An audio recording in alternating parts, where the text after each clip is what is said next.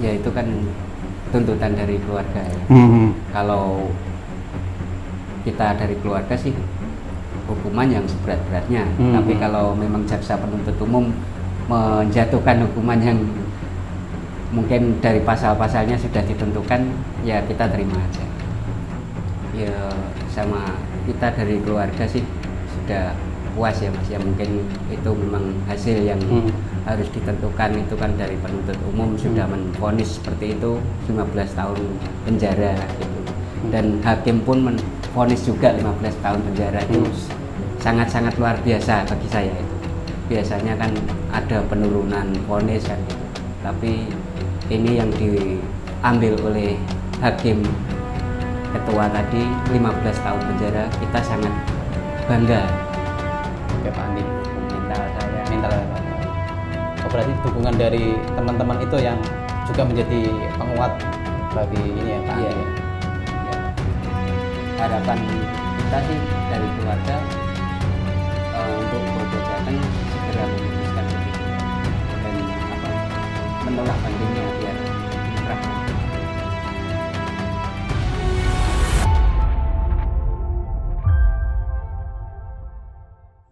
Halo pemirsa Tribun, saya reporter Tribun Jateng Iwan Arifianto. Saat ini saya berada di sebuah perkampungan di Kecamatan Semarang Selatan, Kota Semarang. Kita akan menemui Pak Andi Prabowo, ayah kandung dari korban penembakan terdakwa Aibda Robiq Zainuddin, Gama Rizkinanta Oktavandi. Kita akan ngobrol setelah tadi siang ada vonis Pengadilan Negeri Semarang, Robiq dijatuhi hukuman 15 tahun. Kita akan mengulik lebih dalam bagaimana tanggapan dari ayah kandung dari Gama ini. Untuk lebih lengkapnya, mari ikuti.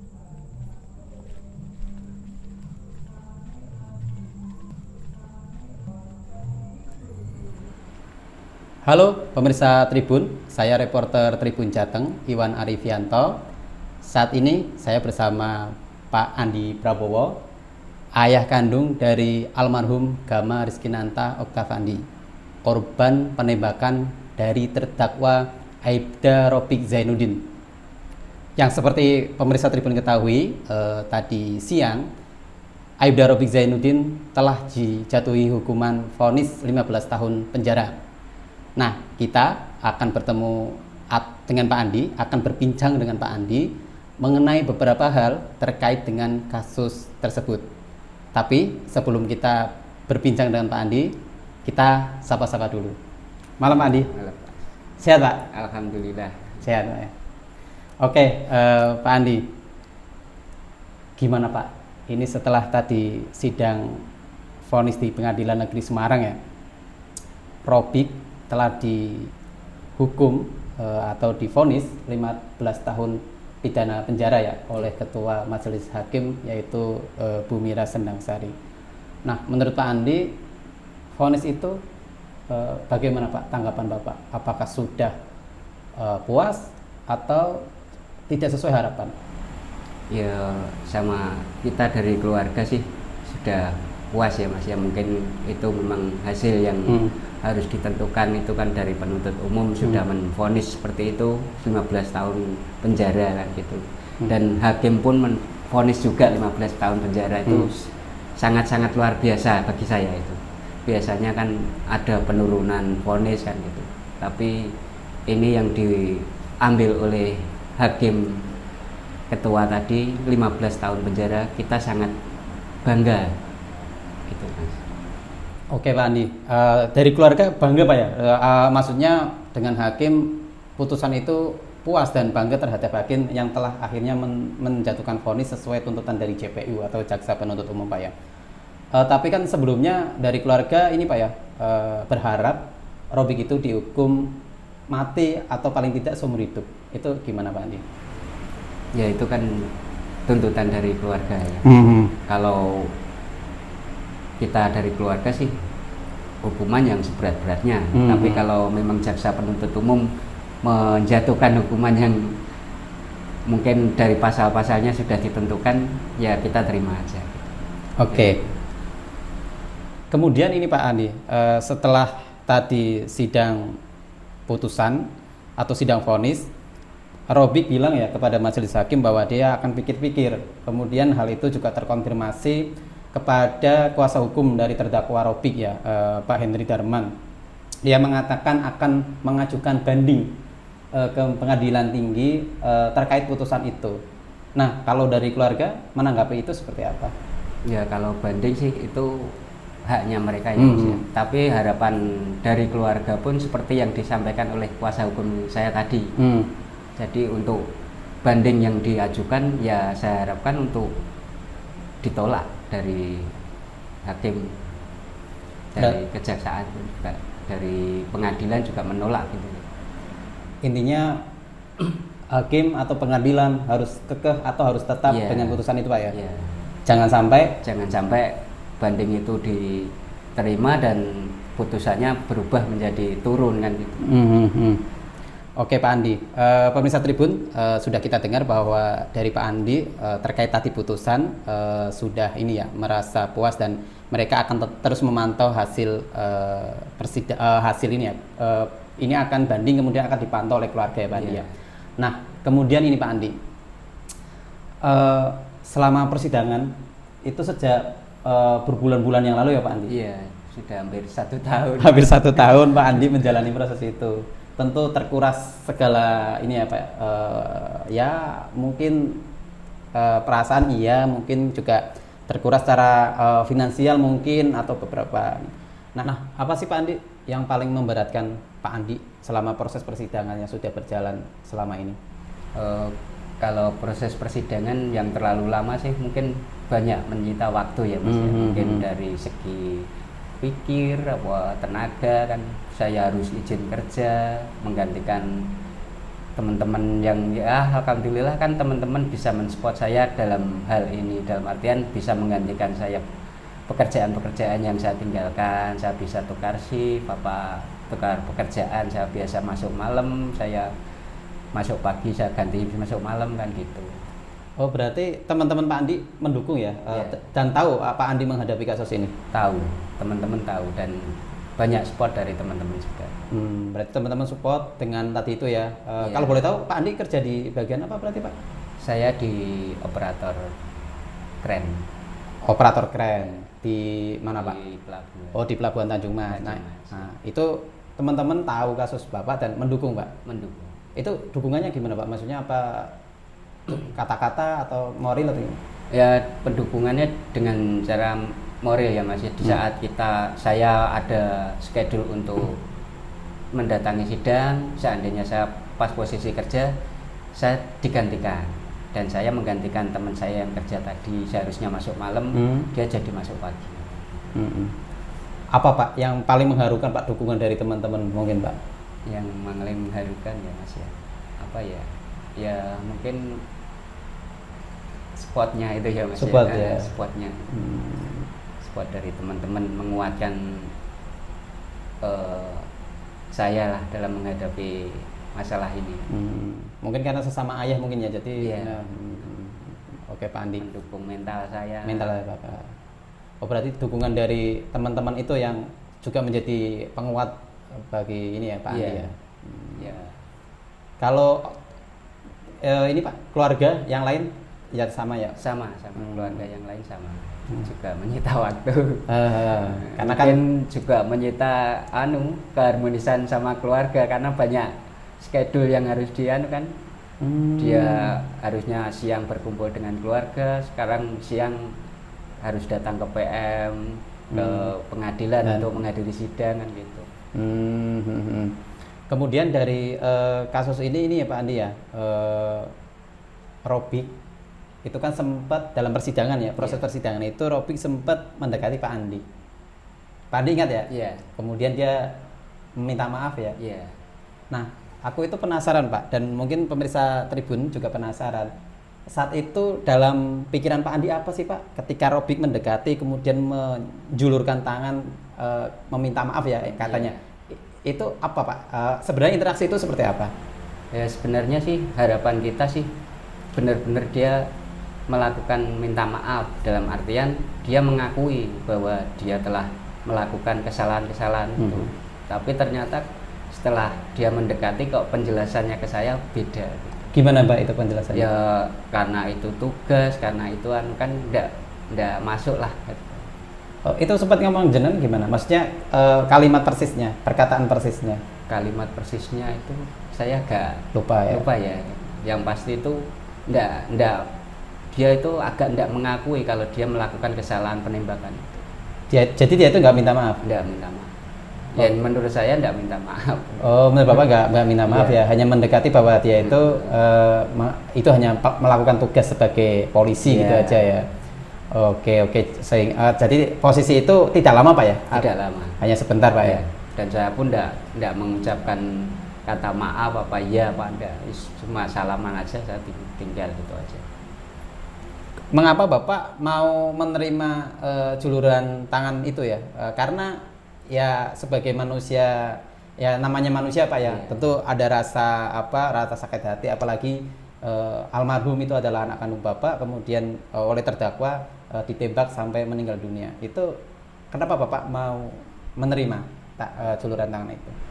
Kalau saya pribadi sih, karena saya sudah mungkin ya sudah mengenal untuk belajar agama ya Mas. Jadi gimana ya, rasa untuk di dalam agama kan harus saling memaafkan. Oke. Jadi untuk keagamaan kita maafkan, tapi untuk hati, kesakitan hati pasti masih ada dendam, pasti Masih ada dendam Pak ya? masih ada. Tapi sebagai manusia sama-sama Iya. manusia, memaafkan itu Pak ya? Memaafkan. Kemudian bagaimana sih Pak ketika Bapak harus berhadapan dengan terdakwa Robik yang mana adalah terdakwa atau pelaku penembakan anak Bapak? Ketika itu apa sih Pak perasaan Bapak di dalam hati Bapak? Apakah marah atau apa, atau memang ya udah mengalir aja atau gimana? Ya kalau itu kan masih proses persidangan ya Mas. Jadi mau marah pun kan takutnya nanti berimbas ke ke keputusan kan gitu. Jadi kita ikutin alurnya dulu. Sebenarnya pengen ngamuk ya Pak? Iya, sebenarnya pengen ngamuk juga. Tapi mau ngamuk kan juga takut itu tadi nanti berpengaruh kepada keputusan-keputusan yang akhirnya itu. Oke. Artinya berarti Bapak itu selama persidangan ya menahan marah sebenarnya? Menahan marah Mas ya. Marah, jengkel, Iya. Bapak tahan demi ya jalannya Iya, persidangan. persidangan. Setelah putusan amarah itu masih Pak? Setelah putusan ya sebenarnya sih masih ya Mas ya. Masih, karena untuk melupakan hal seperti itu tidak mudah. Kadang saya sendiri masih teringat dengan kejadian itu. Saya kadang ya menangis sendiri.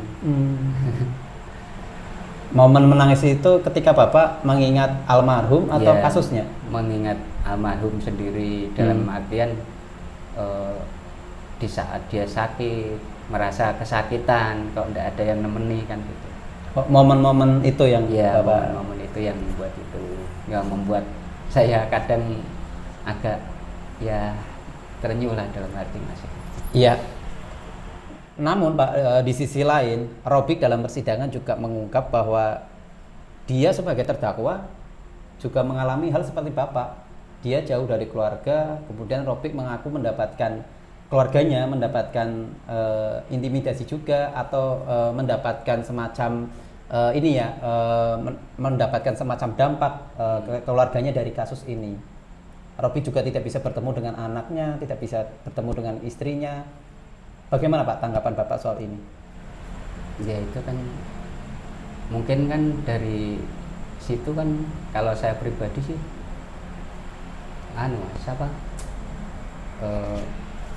mungkin kan karena dia melakukan itu ya, mungkin jauh dari keluarga kan, tapi dia kan masih bisa menengok istri dan anaknya, kan masih bisa besuk, sedangkan saya mau besuk kemana?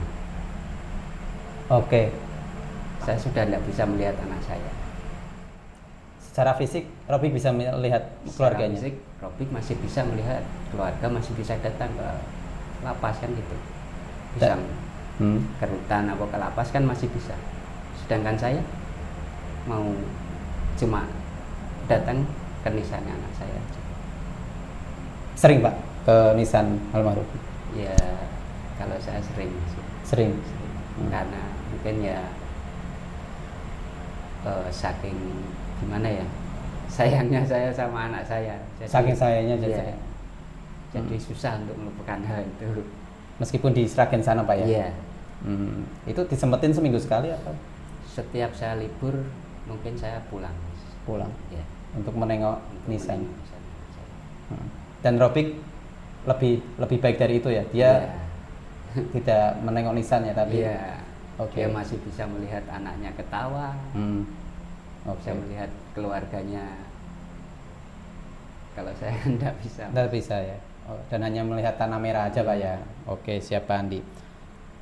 Kemudian apa sih Pak yang sebenarnya publik atau ini ya pemirsa Tribun yang sebenarnya tidak tahu selama proses persidangan itu? Apakah mungkin tadi itu sebenarnya Bapak ya menahan emosi, menahan marah, atau apa di balik persidangan yang sebenarnya publik tidak banyak tahu atau masyarakat tidak banyak tahu Pak? Ya mungkin itu Mas ya. Banyak mungkin kemarahan itu yang tidak bisa diungkap di publik kan gitu. Takutnya ya ada keputusan yang tidak sesuai dengan harapan keluarga. Berarti sebenarnya Pak Andi dan kerabat-kerabat itu sebenarnya pengen ngapus semuanya Pak ya? Tapi ditahan-tahan. Tapi ditahan-tahan semua, yes. Bisa lah keluarga bisa menahan walaupun mungkin luapan emosi itu tidak tersampaikan di publik gitu. Sempat ada insiden juga Pak ya, Nenek Gama sempat melakukan interaksi, terhadap terdakwa. Kemudian setelah itu Nenek Kobra juga tidak pernah kelihatan. Itu juga bagian dari ini Pak, menjaga emosi itu karena menjaga emosi karena neneknya kan paling dekat ya dengan Robik ya. Iya. Nah di tahun keluarga itu ada semacam interaksi itu ya. Ada tindakan itu ya berarti Pak ya? Ya mungkin ada keperluan lain kalau gitu Mas. Pas ya kalau neneknya marah itu wajar Mas. Ya, karena paling dekat ya. Paling dekat. Oke. Nah kalau nenek ya, ngomong neneknya Gama itu kan awal-awal juga sempat ini Pak ya, awal-awal kasus ini ya pemirsa Tribun terjadi pada tanggal hari Minggu 24 November 2024 ya, kejadian penembakan ini Pak Andi ya. Kemudian keluarga ketika itu juga ini Pak ya, sempat mendapatkan teror-teror intimidasi seperti itu ya? Iya, sempat. Kalau teror intimidasi dari luar mungkin ada ya Mas ya. Cuma selang beberapa bulan lah, enggak sampai lama itu. Tapi hitungannya bulan minggu lah ya. Ya lumayan juga lama Pak itu Pak. Tapi tidak tahu ya Pak siapa yang neror itu. Kurang tahu. Tapi setelah itu dapat ini dari ini LPSK, Lembaga Perlindungan Saksi dan dapat perlindungan dari LPSK dan akhirnya kan tidak ada lagi teror yang mengarah ke keluarga itu Pak. Baik, tetap intervensi ada, cuma di awal-awal saja berarti ya Pak ya. Oke Pak. Nah kemudian ini Pak, soal yang pemirsa Tribun juga perlu ketahui bahwa ternyata Aibda Robik itu masih polisi, betul Pak ya? Karena makanya teman-teman pemirsa Tribun jangan heran ketika teman-teman jurnalis menuliskan masih Aibda Robik Zainuddin, karena Robik itu saat ini masih berstatus sebagai polisi dan menerima 75% dari gaji pokoknya, artinya hanya dipotong 25%. Hal ini juga telah terkonfirmasi oleh Tribun ke Polda Jateng, sudah kita konfirmasi dan dari Polda mengakui bahwa Robik masih menjadi anggota polisi. Nah, kalau tanggapan keluarga Pak, Robik sudah melakukan ini ya extrajudicial killing atau pembunuhan di luar di luar hukum terhadap almarhum anak kandung dari Pak Andi, kok pelaku masih jadi anggota polisi. Nah ini tanggapan dari Pak Andi gimana Pak? Ya sebenarnya itu Mas ya, harapan dari keluarga sih segera diputuskan untuk bandingnya kan. Dia kan dulu di sidang etik kan sudah diputuskan ya, PTDH ya? PTDH, pemberhentian dengan yang tidak hormat hormat. ya. Dan sampai sekarang pun kita konfirmasi ke Polda, katanya nunggu belum ada keputusan. Dan harapan kita sih dari keluarga untuk Polda Jateng segera memutuskan PTDH itu dan menolak bandingnya biar inkrah kan katanya. Biar segera diputuskan. Kalau gini terus kan kita sendiri dari keluarga tidak tahu apakah dia sudah dipecat apa belum kan itu, karena bandingnya belum diputuskan. Kalau Bapak merasa ini nggak Pak, jengkel kah, marah kah, kok pelaku penembakan anak saya masih enak nerima gaji, masih dikawal polisi, gitu gimana Pak? Ya, makanya itu Mas ya. Kadang ya juga ya kalau jengkelnya jengkel apa sih, dalam artian seberapa anunya Robi kan gitu, kok sampai kasus ini sudah diputuskan kok masih ada pengawalan kan, mungkin kayak tadi kan mungkin keamanan itu kita juga tidak tahu untuk ranah apa kan gitu, kok sampai banyak polisi di situ. Oke, sebelum masuk ke tadi yang ramai polisi, tadi maksudnya seberapa itu apa Pak? Maksudnya seberapa diistimewakannya Robi gitu ya? Mungkin Robi anggota Satuan Reserse Narkoba Polrestabes Semarang ini, menurut keluarga kok kenapa nggak segera dipecat gitu ya Pak ya? Gitu. Seberapa istimewa gitu ya? Nah itu. Nah tadi Pak, yang soal tadi persidangan, tadi kan juga banyak polisi tuh Pak. Kalau keluarga itu ya memandangnya seperti apa Pak? Kalau keluarga sih memandangnya, kalau dari saya pribadi sih cuma kaget aja kenapa kok ada pengamanan sebanyak ini kan. Kita juga tidak tahu dari memang itu penugasan dari Polrestabes atau dari Polda Jateng kan, kita juga tidak tahu. Hal ini sudah ini ya pemirsa Tribun, kita konfirmasi ke Kapolrestabes Semarang, Kombes Pol Syahduti. Dia menerangkan bahwa penerjunan aparat itu atas permintaan dari Pengadilan Negeri Semarang, katanya normatif, tapi dia mengakui ada penambahan personil gitu Pak ya, kalau dari jawaban dari Polrestabes. Nah kita kembali ke ini Pak, apakah keluarga itu hanya terima-terima saja Pak bahwa Robik ini tidak kunjung dipecat, Robik ini masih sebagai polisi, keluarga itu hanya pasrah aja atau sudah ada langkah-langkah apa Pak? Sebenarnya tidak pasrah masih, karena kita sudah kirim surat juga ke Polda Jateng. Polda Jateng udah Pak? Sudah. Ada respon? Sementara ini kelihatannya belum ada respon balasan dari Polda Jateng sih. Ngirimnya kapan itu Pak?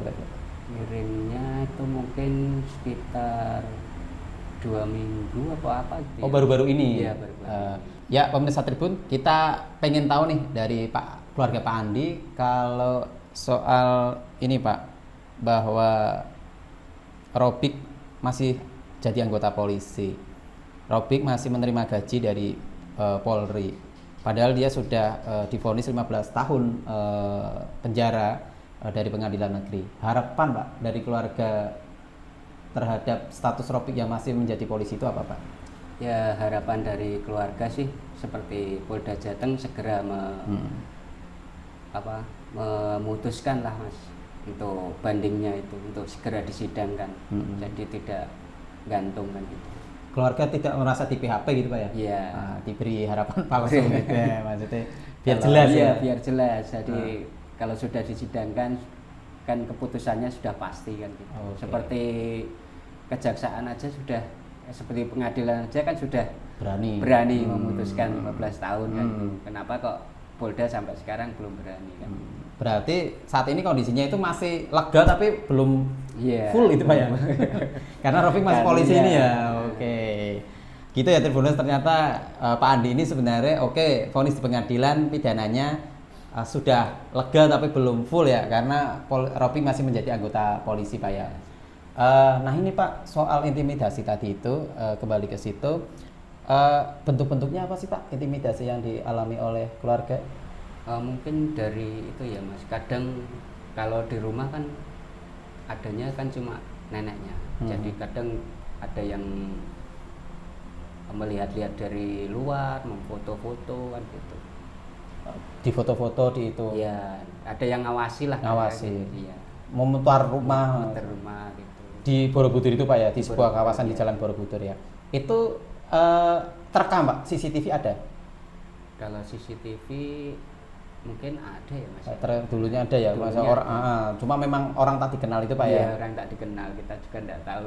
Masalah kan enggak berpakaian, dia pakainya kan pakaian biasa. Pakaian biasa gitu Pak. Jadi aktornya siapa keluarga juga nggak tahu. Keluarga juga enggak tahu. Itu keluarga juga sebenarnya ketakutan juga ya Pak awal-awal Pak ya. Iya, awal-awal juga takut dan ini orang siapa kan, ada yang tanya-tanya, kadang di bawah di tetangga itu ada yang tanya namanya ini ini. Kalau Pak Andi sendiri merasa was-was nih Pak, kalau aktivitas pada saat kasus ini berjalan itu, ketika Bapak kerja, Bapak melakukan hal-hal kegiatan-kegiatan itu agak takut nggak? Ya kalau ketakutan sih mungkin ada tapi sedikit ya Mas ya. Sedikit. Karena ya itu tadi kita kembalikan lah. Semua kan kalau hidup mati kan Allah yang menentukan, kan kita yang manusia. Kalau ketakutan sih kita sih takutnya sama Allah aja kan. Ada ketakutan itu kalau intimidasi kita selama di pekerjaan insya Allah tidak ada sih Mas. Misal di jalan takutnya diapa-apain itu. Ya, kalau di jalan kita ya jalan aja kan? Jalan aja, penting berserah kepada Tuhan gitu Pak ya. Oke, siapa Andi? Lepas dari Robik masih menjadi polisi, Robik sudah divonis 15 tahun penjara. Kita melihat bahwa sebenarnya publik itu sangat mendukung keluarga Pak Andi. Pak Andi merasa nggak Pak ada dukungan itu dari publik ya? Iya, sangat merasa ya Mas ya. Saya sendiri sih berterima kasih kepada semua media publik maupun itu cetak maupun elektronik ya yang telah mendukung selama ini proses yang mungkin agak lama, hampir 1 tahun. Keluarga sangat berterima kasih sekali karena sudah mendapat support dukungannya.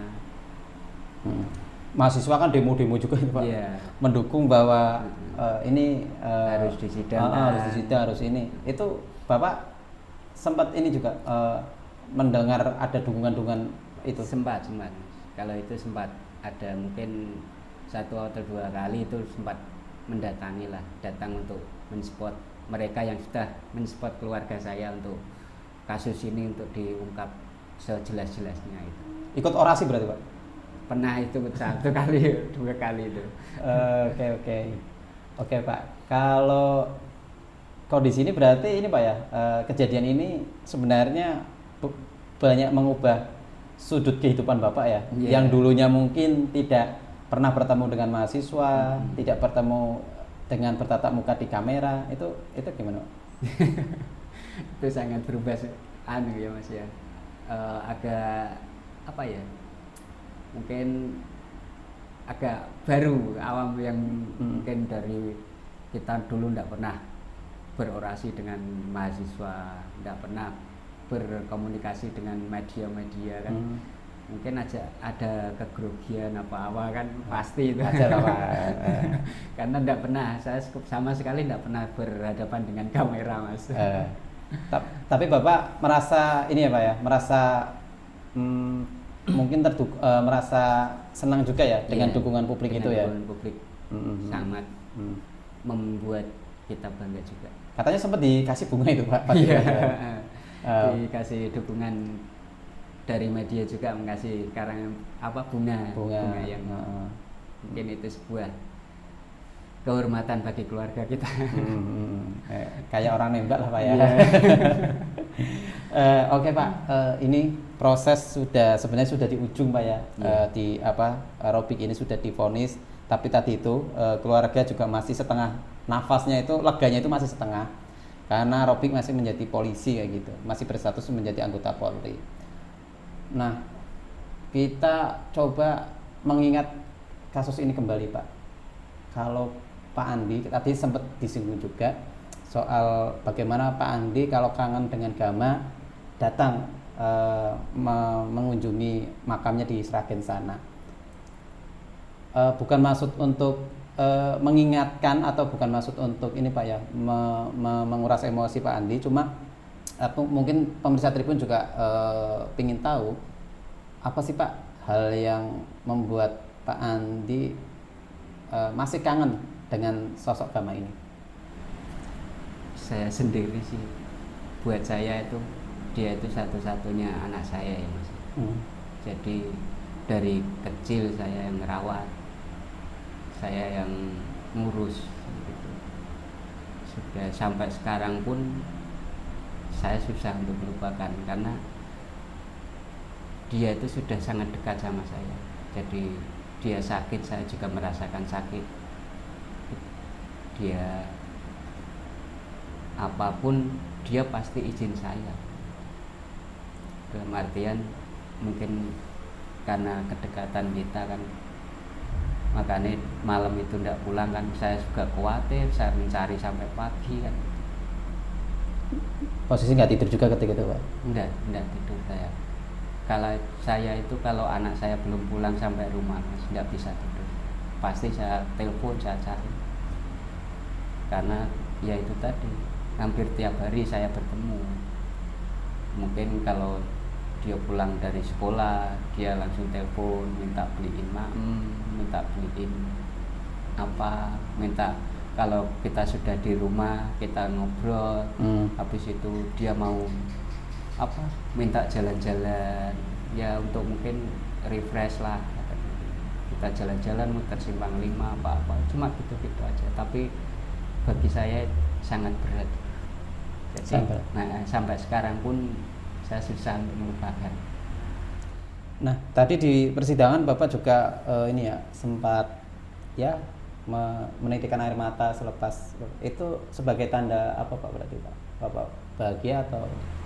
Ya bahagia Mas dengan vonis yang telah dijatuhkan oleh hakim ya. Telah dijatuhkan hakim, dia memvonis 15 tahun itu bagi saya sudah sangat ya lega gitulah. Makanya saya terharu gitu. Terharu terhadap keputusan majelis hakim yang sangat mungkin itu kebanggaan.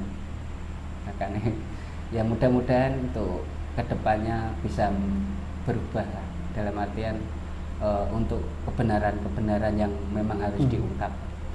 Kebenaran-kebenaran yang lainnya, yang mungkin kasus lain yang belum mendapatkan keadilan. Dan alhamdulillah Gama ini alhamdulillah meskipun tadi itu ya. Oke Pak, kemudian ya ini Pak, ya Gama itu ulang tahunnya kapan berarti Pak? Gama itu ulang tahunnya 24 Oktober. Yeah. Berarti sebenarnya sebentar lagi ya? Sebentar lagi ya. Gama akan berusia 18 tahun. Ya sebulan 2 bulan lagi gitu ya. Kan itu habis, kenapa kejadian itu kan habis ulang tahun juga kan Mas? Habis ulang tahun juga? Habis ulang tahun, dan tepat 1 bulan setelah dia ulang tahun. Karena ulang tahun dia 24 Oktober, kejadian 24 November. Persis 1 bulan. Persis 1 tahun, 1 bulan dan dia ulang tahun. Kemudian cara Bapak sekarang untuk ya sekedar melepas rindu ke Gama apa Pak? Kadang kan Bapak mungkin ke kamarnya atau sekarang ke kuburannya Pak? Kalau saya lebih ke makamnya Mas ya. Makamnya. Saya pulang melepas rindunya ya di makam. Paling saya diam di situ, mungkin dengan diam itu bisa menjawab kerinduan saya. Oke Pak Andi, terakhir Pak, mungkin dari segala proses peradilan atau proses ini ya, kasus ini yang menimpa almarhum Gama Rizkinanta Oktavandi, anak kandung dari Pak Andi Prabowo ini, apa sih Pak mungkin harapan terakhir dari keluarga yang ditunjukkan kepada institusi Polri, yang mana memang ini kan pelaku juga dari Polri juga, proses hukumnya Polri juga di situ banyak melakukan ini ya, cawe-cawe juga, karena 2 saksi lainnya juga sudah dikondisikan ya, disuruh buat surat pernyataan dan sudah dikasih duit agar mereka tidak menuntut terdakwa Robi. Nah, harapan terakhirnya itu apa, Pak? Harapan terakhir dari keluarga sih untuk institusi ya, mungkin apa ya, ya kalau memang ada anggota yang salah atau yang melakukan kesalahan, mungkin bisa jangan ya memang kalau salah ditindak salah, jadi jangan pernah menutupi kesalahan. Oke, pemirsa Tribun, kita tadi sudah berbincang dengan ayah kandung dari almarhum Gama Rizkinanta Oktavandi, korban penembakan dari terdakwa Aibda Robik Zainuddin. Tadi kita sudah mendengar banyak cerita-cerita yang selama ini tidak terdengar ya Pak ya, di media tentang sebenarnya kemarahan Pak Andi seperti apa, tapi dia berusaha untuk tetap menahannya, dan berbagai cerita-cerita lain yang belum terungkap di publik seperti itu. Terima kasih Pak Andi atas waktunya, selalu kuat Pak. Amin. Aku yakin Pak Andi ini ya, kita hanya bisa menguatkan Pak dari media. Semoga Pak Andi terus sehat selalu, dan semoga kasus ini sebenarnya belum selesai Pak ya, dan semoga selesai. Amin. Terima kasih ya Pak. Download Tribun X sekarang, menghadirkan lokal menjadi Indonesia.